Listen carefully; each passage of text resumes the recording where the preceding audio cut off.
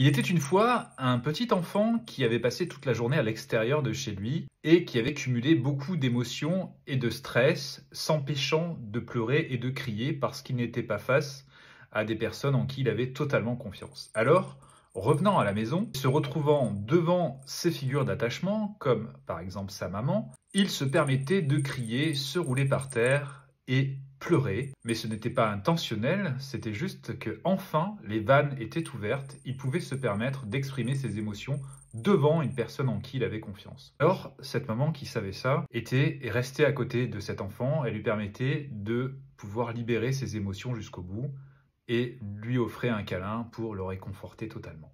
Pour cette maman, pourtant, ce n'était pas évident non plus parce que la journée avait eu son lot de difficultés. Elle ressentait également beaucoup de stress. Et elle aussi aurait bien eu besoin d'être réconfortée. Tout cela pour dire que cette situation récurrente est tout à fait normale.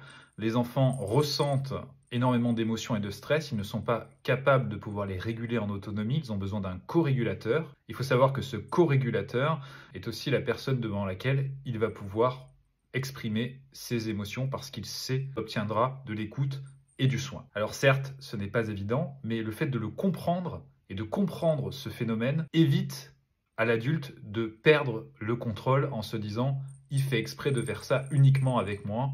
Non, en fait, s'il le fait avec nous, c'est que c'est une réaction tout à fait naturelle, c'est parce qu'en fait, il a confiance en nous.